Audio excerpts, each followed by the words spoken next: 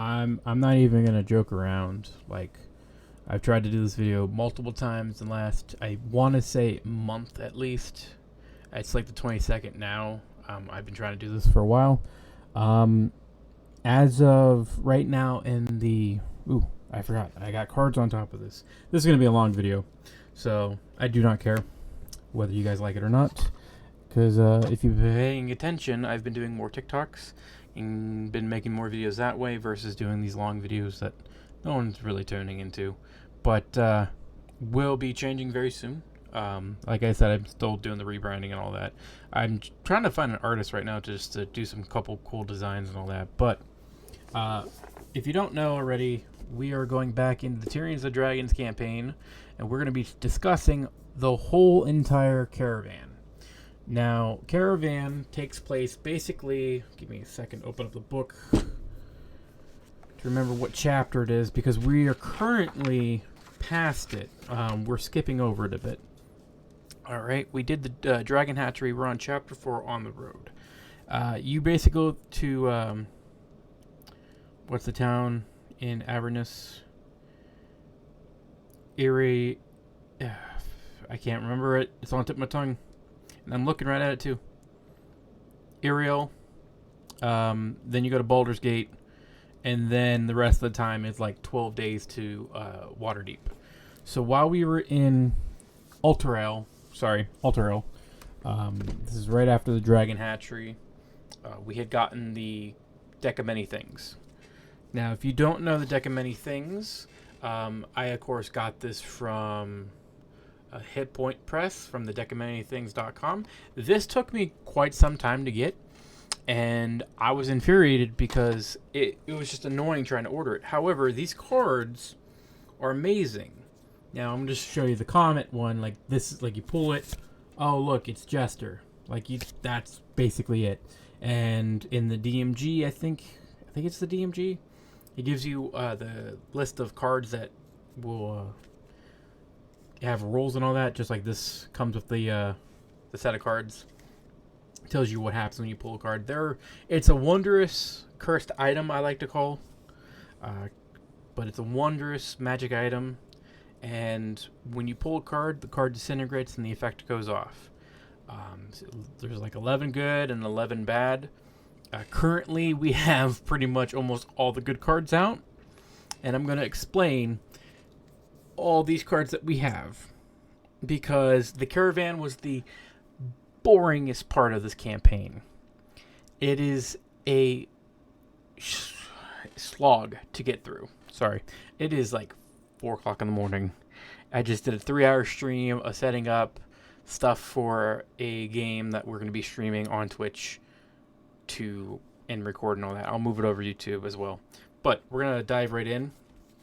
So while we're in town, we meet up with an agent for the Harpers and an agent for the Emerald Enclave. 2 of our players, I believe it was Skittles and Kane, did the Harper, and I chose Enclave, so we had both sides helping out. We had gotten information that the cultists were going to go take the gold and all that treasure they stole from Greenness, and they're going to travel it through with this caravan, and they're going to move it somewhere, so we had to keep an eye on it.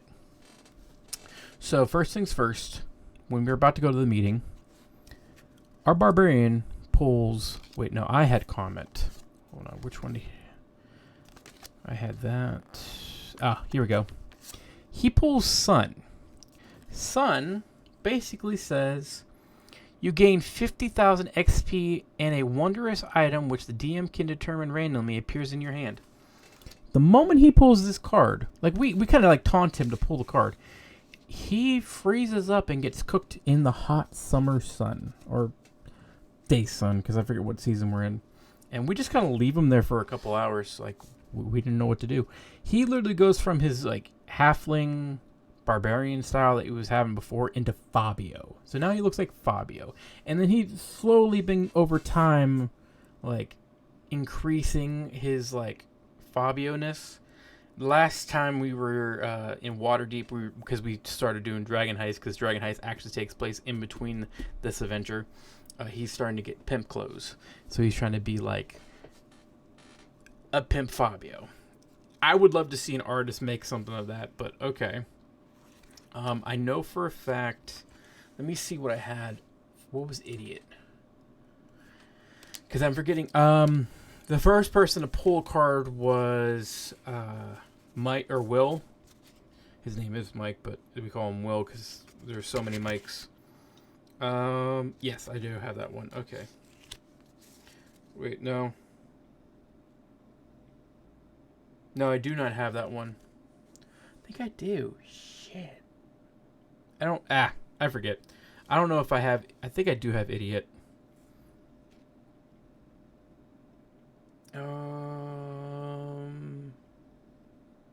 No, I can't. I don't know if I have Idiot or not. I think we have to double check that next time we play.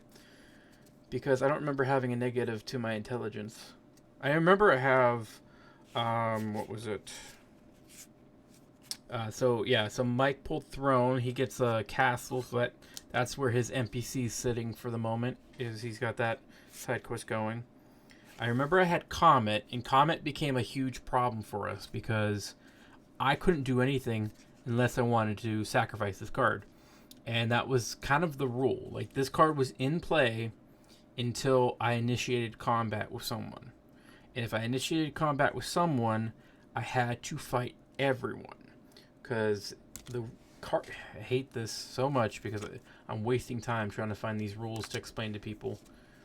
But, Comet. Only 2 cards, so where is it? Comet, come on. What in the world? It's not on one of these. Avatar Adef. What? I might be losing my mind. They don't have Comet on here. They have Void.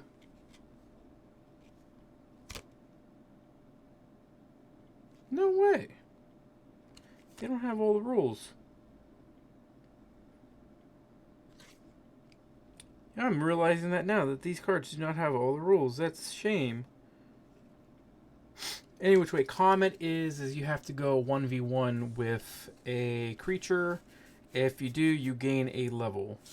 And that's pretty much it when it came to that. So I wasn't allowed to do during the caravan. I couldn't actually partake in combat because if I did, I would lose the chance to get a free level. I got Flames as well. I pulled 3 of them. The third card I pulled as a dickish move, and what card was it? I think it was. I gotta keep this deck away from the other deck because the other deck is actually in play. Here we go. It's on the back of this stupid fucking card. Comet. You single-handedly defeat the next hostile monster or group of monsters you encounter. You gain experience points enough to gain 1 level. Otherwise, this card has no effect. I had also pulled Balance. Balance. Your mind suffers a reckoning... Red. 4 o'clock in the morning. Altering, causing your alignment to change. Lawful becomes chaotic, good becomes evil, and vice versa. If you are truly neutral, you're unaligned. This card has no effect. I was chaotic neutral, so I became lawfully neutral. Let's see. We didn't get Don John yet. I got this one, Yearlonk. I'm bad with English. Give me a break. The card Medusa's like Vestige curses you. You take a -2 penalty on saving throws while cursed in this way. Only a god or Magic of the Fates card can end this curse. So basically, I got that.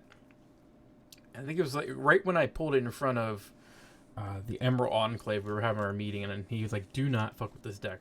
This deck is purely chaotic." And that's what Tiamat likes about it. It's because she's like pretty much the god of chaos. somewhat. Someone's going to comment below that there's an actual God of Chaos, but I'm just saying it just because. Alright, so I got to make sure I have the real deck away from the old deck. This is the used deck that we're going to be talking about. Okay. And when I pulled it, I like vomited on the floor. I got really ill. The sickness went away for a few days, but I still have to take a -2 penalty to all my saving throws.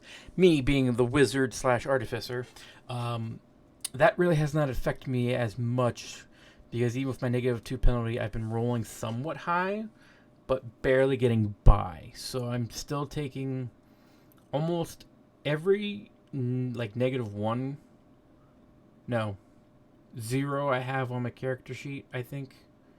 So it happens at 4 o'clock in the morning. It's like a -2. And then my regular stats just go down 2. So I've been just getting by with not doing as many saving throws, especially since I wasn't in combat as much because of the comet. But, star. Oh, these stupid rules. Star. We get pulled star. Who had star? So sorry. You increase your ability scores by 2. That one was Skittles. Skittles had increased his ability scores by 2. So I remember he got that one right before I pulled the -2 penalty. Let me find it. Yep, so we already played. So we talked about Idiot, which I don't remember who had Idiot. It wasn't me, because my intelligence is fine. Comet, Euclid, Flames, Throne, Star, Sun we already talked about, was our Barbarian.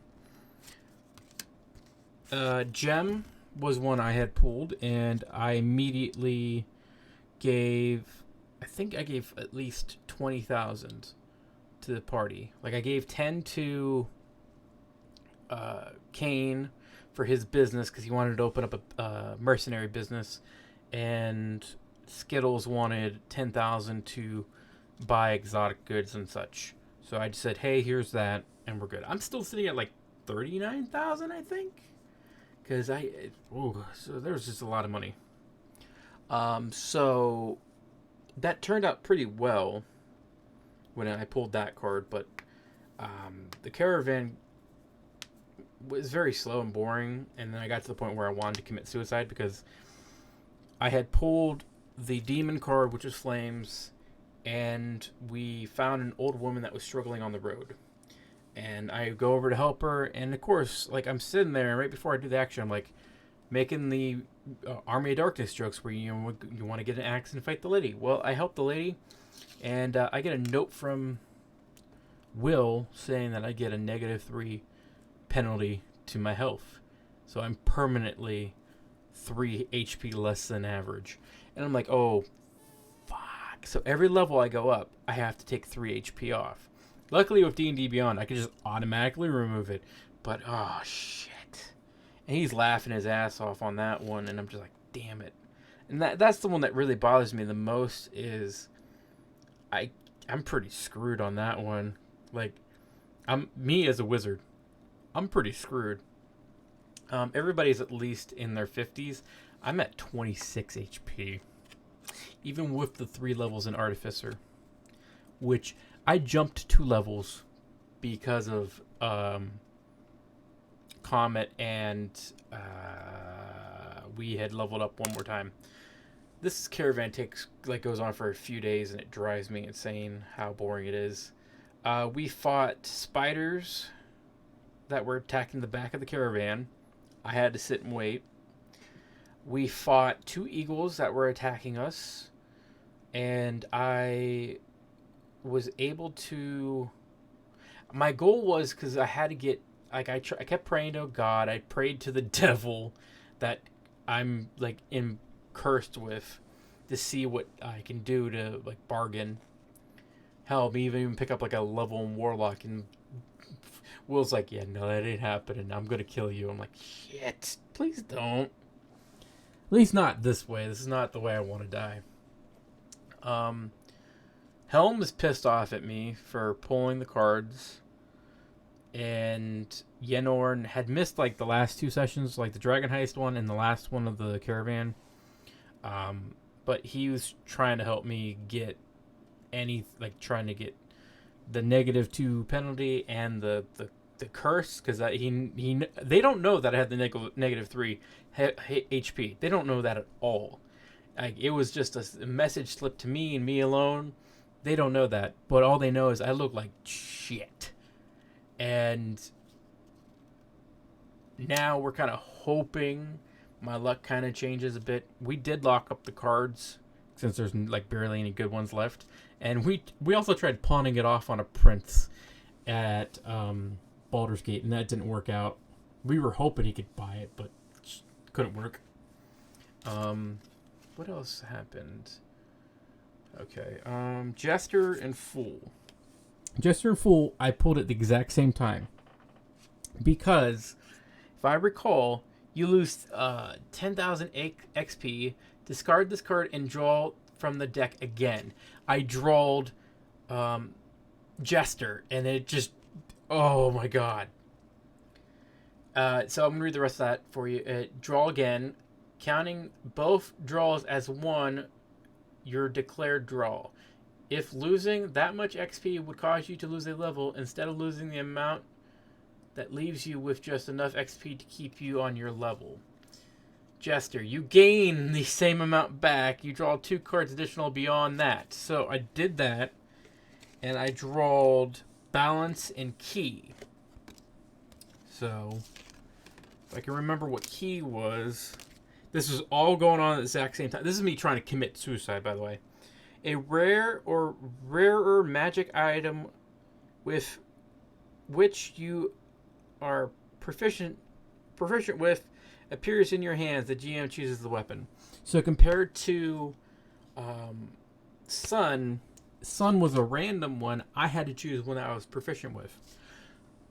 So I ended up getting Yenhorn's magic item that he was supposed to get from his god. So now I actually have a sword and shield combo, which I ended up taking from a wizard subclass, Blade Singer, and it's powered with that now. Yes. Put these in the middle. These are there's a certain way I gotta do it. Give me a break, guys. So the sword and shield combo is supposed to be like I don't want to say a deadly combo, but basically I do a couple charges and then I get a force push with the shield, like a booming action. All right, there we go. Put those away because now we're done with those cards. Any which way. Okay. Whew, so I got his magic item, which is kind of weird. Now, when Crit, who's our barbarian, got his magic item from Sun, he was talking to an elk, and it was like a spirit elk, but it was in like the forest of death or something like that. So a lot of the people in the caravan saw the elk, wanted to go hunt it, but then some people were afraid to go hunt it. So what ended up happening was we ended up following it into the woods. It talked to us, and it told me that I was basically cursed and I was doomed to die, which at that time, it was very unsettling.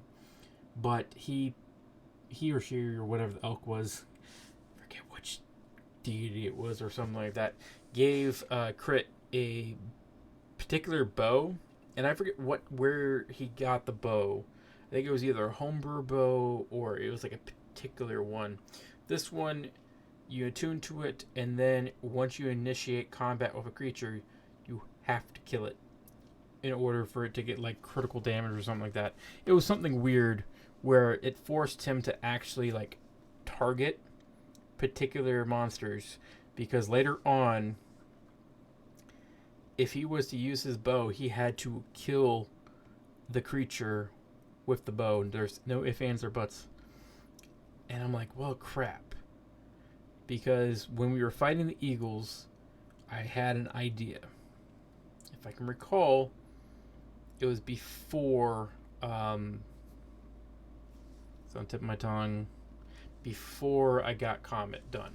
So I was still out of combat, but I could spend my actions no matter what I wanted to do. I could investigate stuff, I could look for stuff, which during the spider encounter we had, I was checking carts, keeping an eye on a gnome, trying to find where this gold is.